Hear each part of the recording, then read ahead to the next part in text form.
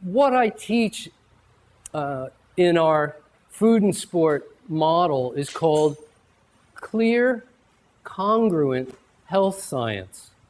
And that's what I'm here to bring you today. Some clear, congruent health science. The problem with clear, congruent health science is that it makes you squirm in your seat. Invariably. It made me squirm in my seat. And when I had to start deciding if I wanted to be congruent between what I know and how I live. An issue. What I know and how I live. I'm walking on the streets of Manhattan a few years back. It was December, early December. There had been, in the rest of this beautiful area of the world, snow. In New York, some gray, wet, mushy stuff had fallen, and the streets were littered with slush, and the sidewalks were basically cleared.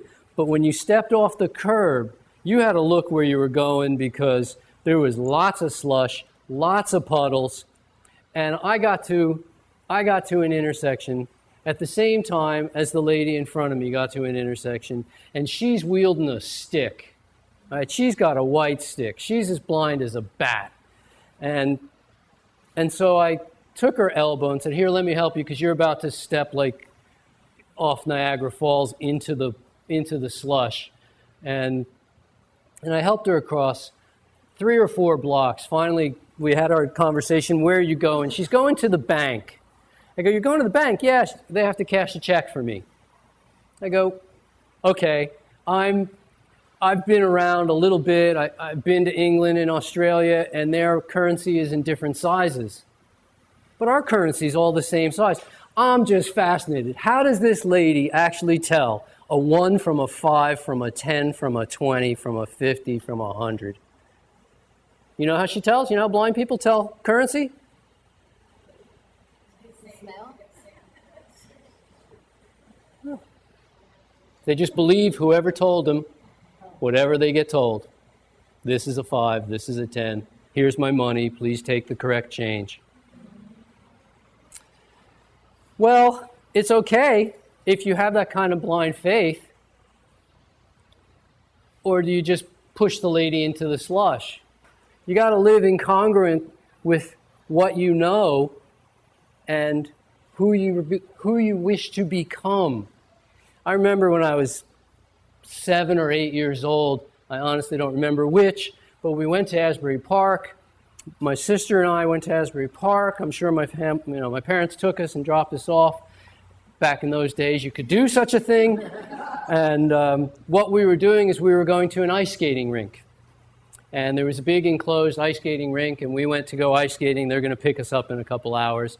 And that was perfectly okay to do. We never would have thought any different. And I remember looking around. I could skate. I was happy to skate. Back then, my sister was my older sister. She now introduces me as her older brother. Funny how that works, but she went off to go do her thing, and which is basically scout guys. And I was just out skating, having fun, trying to see how fast I could go. But every once in a while, I'd look up at people. And I remember looking up at one guy in particular with broad shoulders and narrow waist and moved really in a coordinated fashion. And I go, I want to be like him when I grow up. I want to be like him. And we all have this in us. There's a child who wanted to be somebody when we grew up. And you still have that opportunity to become the person that you would have looked up to when you were a child. We're all developing. We're all being, as they say. And it's a treat to know that you can develop the personality, you can develop the physique, you can develop the people skills, you can develop the work ethic, you can develop the lifestyle habits of the person you wish to become a few years from now. Because I promise you, health never attacked anybody. Health is earned. Fitness never attacked anybody. There's nobody in the history of humanity who went to bed an unfit person and woke up the next morning fit. It doesn't happen that way. If you want to be fit 10 years from now or 20 years from now, you better start practicing now. I mean, like, maybe we should start practicing now. You know, I mean, it's like, I find it's one of the hardest things for me to do, to watch sports, because I want to go do sports. I don't want to watch. I want to participate. And it makes me realize while I'm sitting there watching, like, now. I need to be doing it now. I don't need to wait until after the game is over. I need to do it now. And we have the opportunity to become that person that we'd be proud of. But in order to do that, basically, we have to become congruent. My wife taught me an important concept some years back. She taught me that there's no good, no bad, no right, no wrong. This was challenging for me. I didn't see the world in quite this way. She said, essentially, the conversation went like this. She said, we were dating at this time, and she said, you know, I don't really mind if you date other women. I was non-committal in my response. She goes, you can go out with whoever you want. It's okay. She said, there's no right, no wrong, no good, no bad. I go, good, nice. I mean, what are you supposed to say? You know? I know I'm about to be hung up to be dried. I just don't know what's coming yet. She said, you can go out with anybody you want, but there will be consequences. At that point, I had to get committal. And so I said, what would the consequences be? And she said, well, you can go out with anybody you want. There's no right, no wrong, no good, no bad. You can go out with anybody. But you won't be going out with me anymore. Those are the consequences.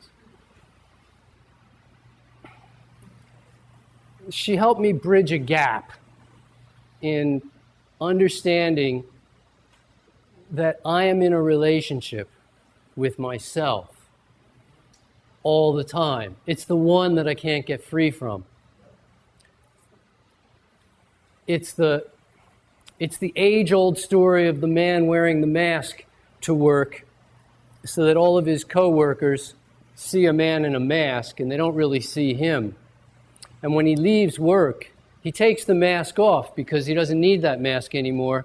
And underneath it is a mask that he wears out on the street that the general population sees, which when he finally gets home, he can take off.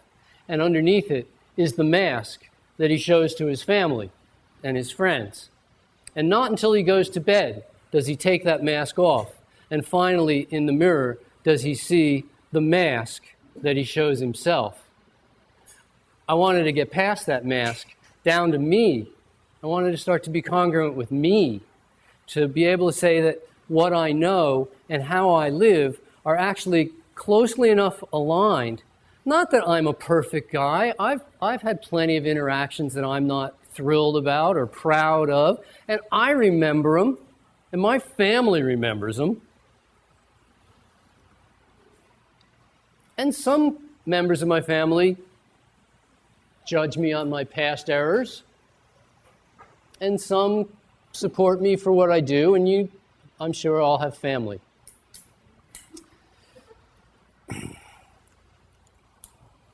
Where we want to go is to a point where you can look your own self in the eye, say, yes, I did the best I could today. I'm going to do better tomorrow. I'm certainly going to give my every effort to do my better tomorrow, and be able to move forward from there. We want to be able to get to a point where you can go, I'm in a relationship with myself and I kind of like me.